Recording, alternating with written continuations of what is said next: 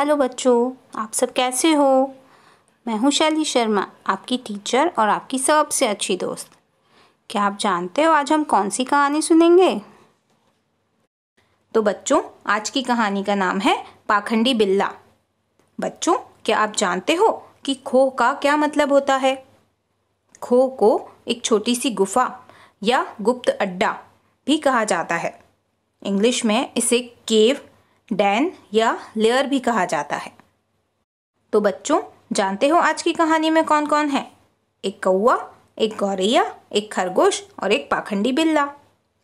एक जंगल में एक पेड़ पर एक कौवा रहता था और उसी पेड़ के नीचे एक छोटी सी खोह में एक गौरैया रहती थी। वो दोनों बड़े अच्छे दोस्त थे। दोनों मिलकर खूब मज़े करते थे और ऐसे ही उनका जीवन आराम से बीत रहा था।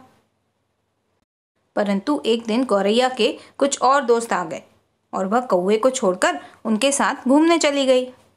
रात होने तक जब गौरैया वापस नहीं आई तो कौवे को उसकी बहुत चिंता होने लगी। वह बार बार यही सोचता रहा कि कहीं किसी शिकारी ने उसे मार तो नहीं डाला।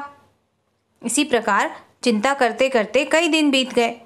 कौवा हर रोज उसकी राह देखता था, लेकिन उसके हिस्से में केवल निराशा ही आती थी। फिर एक दिन अचानक कौवे को उसी पेड़ के नीचे एक खरगोश दिखाई दिया।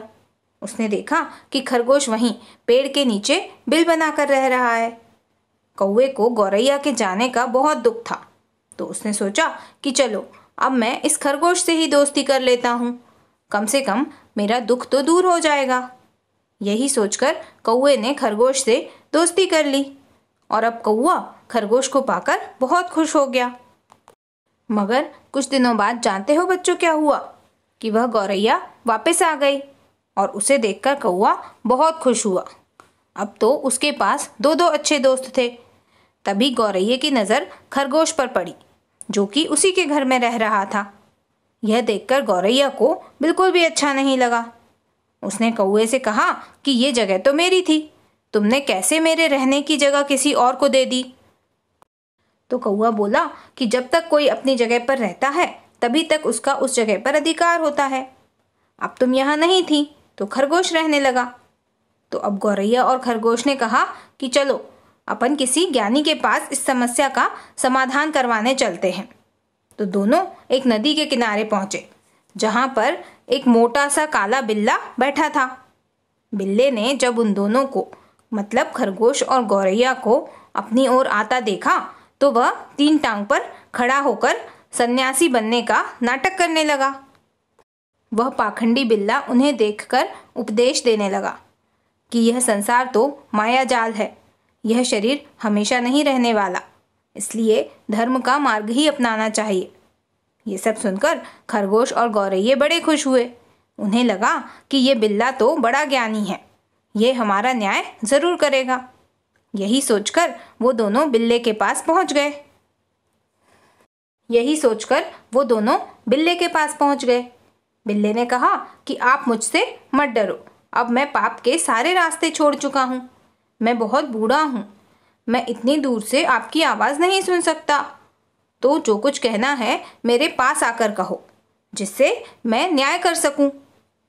उस पापी बिल्ले ने अपनी बातों से उन दोनों पर ऐसा जादू किया कि वो दोनों निडर होकर उसके पास पहुंच गए। तो बस फिर क्या था, बिल्ला अपनी चाल में कामयाब हो गया और दोनों यानी खरगोश और गौरैया पर टूट पड़ा और देखते ही देखते उन्हें चट कर गया।